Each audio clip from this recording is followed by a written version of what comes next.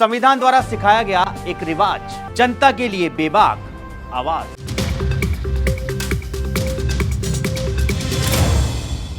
नमस्कार दर्शकों, fourth sides TV के हिंदी बुलेटिन में मैं आशुतोष आपका स्वागत करता हूं।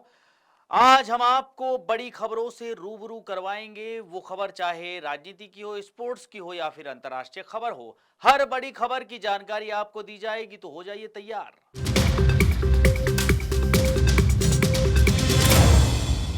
प्रधानमंत्री नरेंद्र मोदी अपने संसदीय क्षेत्र वाराणसी पहुंचे हैं। यह उनका 50वां दौरा है। प्रधानमंत्री रहते हुए किसी सांसद का अपने क्षेत्र में 50वीं बार आना अपने आप में एक बड़ा रिकॉर्ड होता है।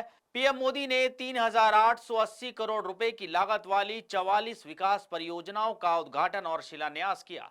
इस मौके पर नरेंद्र मोदी ने कहा, काशी मेरी है और मैं काशी का हूं। नमः पार्वती पते हर हर महादेव। इतनी बड़ी संख्या में आशीर्वाद देने के लिए आए मेरे सभी परिवारजन, काशी के हमारे परिवार के लोगन के हमार प्रणाम। आप सब लोग यहां हमें आपन आशीर्वाद देला। हम ये प्रेम का कर्जदार है। काशी हमार हो, हम काशी का है। प्रधानमंत्री नरेंद्र मोदी ने जनता को संबोधित करते हुए कहा कि पिछले 10 वर्षों में बनारस के विकास ने एक नई गति पकड़ी है। काशी ने आधुनिक समय को साधा है। विरासत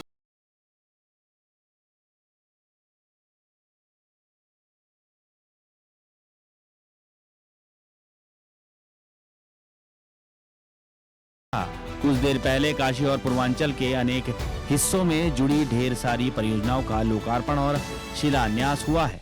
कनेक्टिविटी को मजबूती देने वाले अनेक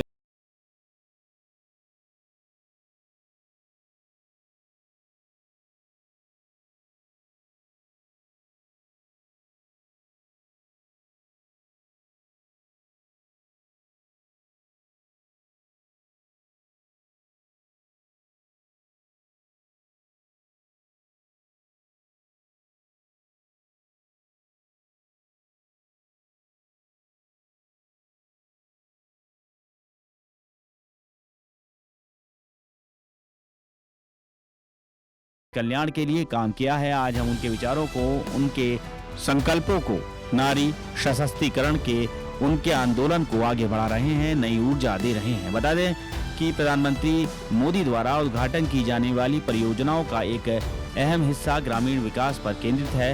इनमें 130 जल परियोजनाएं, 100 नए आंगनवाड़ी केंद्र, 356 पुस्तकालय, पिंडरा में एक पॉलिटेक्निक कॉलेज और एक सरकारी डिग्री कॉलेज शामिल है।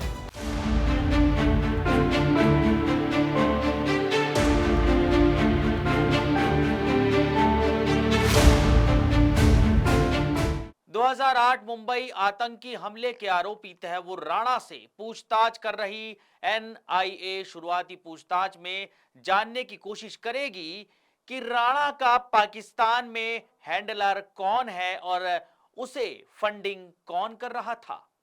सूत्रों के मुताबिक तैमूर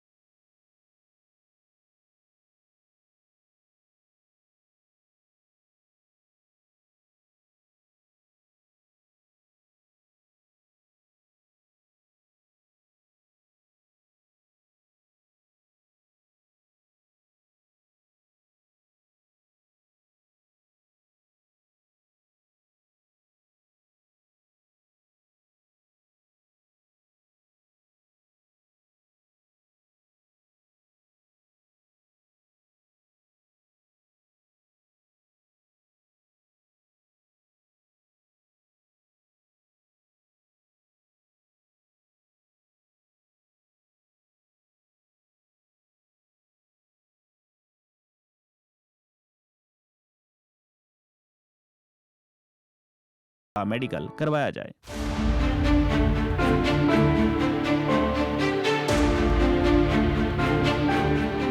टीएमसी नेता और मंत्री सिद्दीकुल्ला चौधरी ने कोलकाता के रामलीला मैदान में जमीयत ए उलेमा हिंद की पश्चिम बंगाल यूनिट द्वारा आयोजित एक विशाल रैली को संबोधित किया। वक्फ कानून में संशोधन को तत्काल वापस लेने की मांग करते हुए ममता बनर्जी सरकार के मंत्री ने कोलकाता में बड़े पैमाने पर ट्रैफिक जाम करने की धमकी दी है।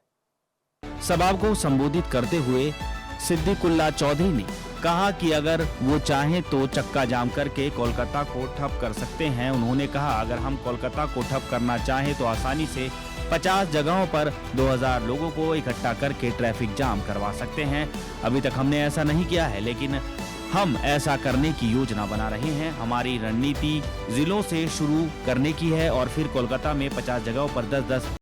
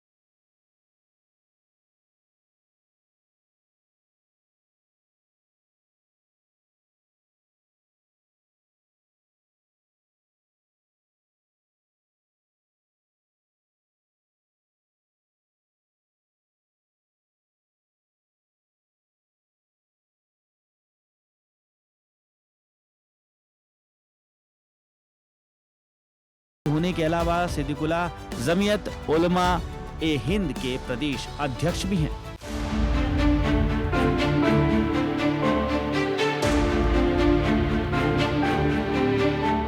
कन्हैया कुमार की अगुवाई में कांग्रेस ने पश्चिम चंपारण के ऐतिहासिक गांधी आश्रम से पलायन रोको नौकरी दो पदयात्रा की शुरुआत की थी। पदयात्रा के समापन के मौके पर पटना पहुंचे कांग्रेस महासचिव सचिन पायलट ने बिहार के मुख्यमंत्री नीतीश कुमार और उनकी पार्टी जनता दल यूनाइटेड पर जमकर हमला बोला है। पायलट ने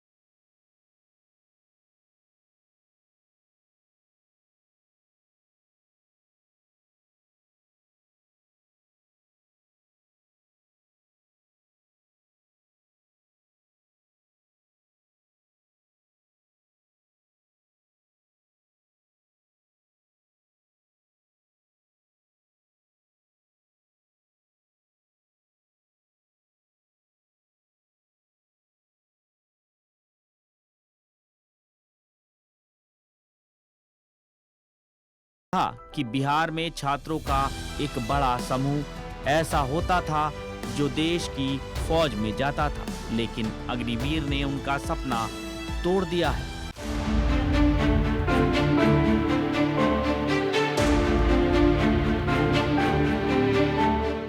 शिवसेना उद्धव ठाकरे गुट के नेता संजय राउत ने 26/11 मुंबई अटैक के साजिशकर्ता तैमूर राणा को भारत लाए जाने पर प्रसन्नता व्यक्त की है, लेकिन इसी के साथ कुलभूषण जाधव को लेकर उन्होंने भारत सरकार पर तंज भी कसा है। आइए जानते हैं उन्होंने क्या तंज कसा है। संजय राउत ने कहा कि तैमूर राणा को अमेरिका से लाया जाना सराहनीय है, लेकिन इसी के साथ उन्होंने सवाल भी पूछा कि राणा को मुकदमा चलाने और फांसी पर चढ़ाने के लिए लाया गया है या एक पार्टी को इसका श्रेय लेने के लिए भेजा गया है। संजय राउत ने बीजेपी पर हमला करते हुए कहा कि वो लोग राणा महोत्सव क्यों मना रहे हैं। उन्होंने कहा कि तैमूर राणा को कानूनी प्रक्रिया के जरिए लाया गया है, जैसे कि पहले अबू सलेम को पुर्तगाल से लाया गया था। ये केवल भारत सरकार नहीं बल्कि हमारी NIA और विदेश मंत्रालय की सफलता है। इसका किसी पार्टी से कोई संबंध नहीं है। संजय राउत ने कहा कि भारत सरकार 2009 से ही तैमूर राणा को लाने की कोशिश कर रही है। ये नहीं भूलना चाहिए कि तब केंद्र में UPA सरकार थी, न कि मोदी सरकार। साल 2009 में NIA ने राणा और हेडली दोनों के खिलाफ पहली FIR दर्ज की थी। उस समय NIH की टीम शिकागो गई थी और दोनों से पूछताछ भी की थी। संजय राउत ने कहा कि साल 2012 में तत्कालीन विदेश मंत्री सलमान खुर्शीद तत्कालीन विदेश सचिव अमेरिका गए थे। उन्होंने हिलेरी क्लिंटन, जो अमेरिका सरकार में तब विदेश मंत्री थी, उनसे राणा को भारत भेजने के बारे में चर्चा की थी। ये एक कानूनी प्रक्रिया है जिसका पालन होने से समय लगता है। संजय राउत ने कहा कि ये राष्ट्रीय सुरक्षा का मामला है। पुलवामा का श्रेय ले लें, लेकिन एक सच ये है कि कुलभूषण जाधव को रिहा नहीं करा पाए हैं, जो कि पाकिस्तानी जेल में बंद है। संजय राउत ने कहा, जो लोग कहते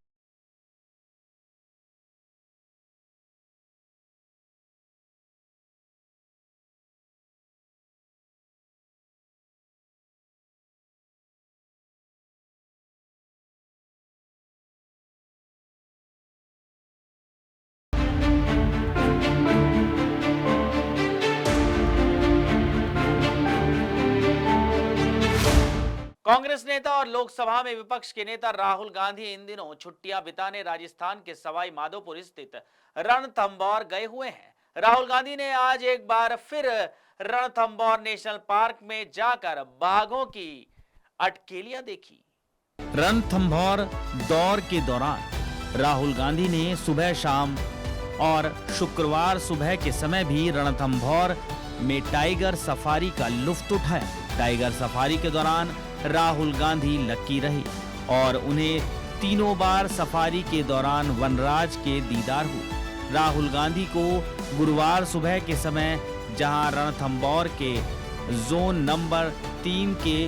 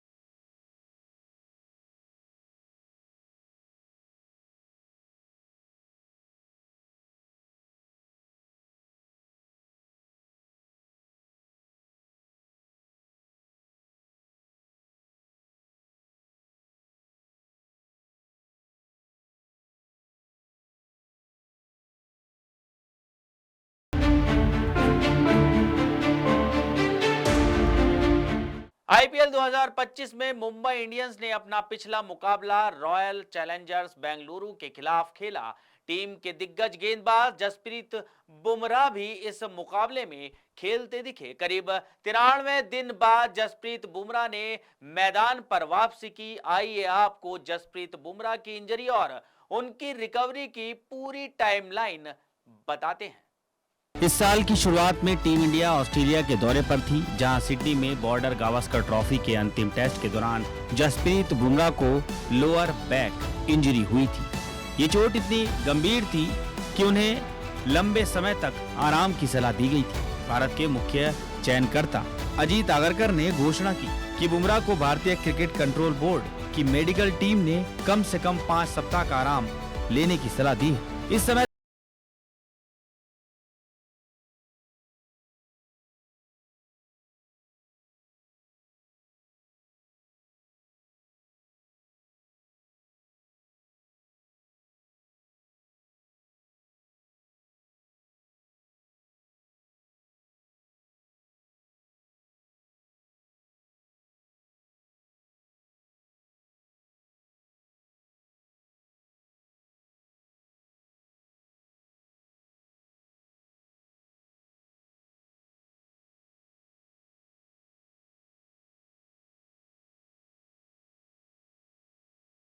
जसप्रीत बुमराह मुंबई इंडियंस में वापसी करते दिखेंगे।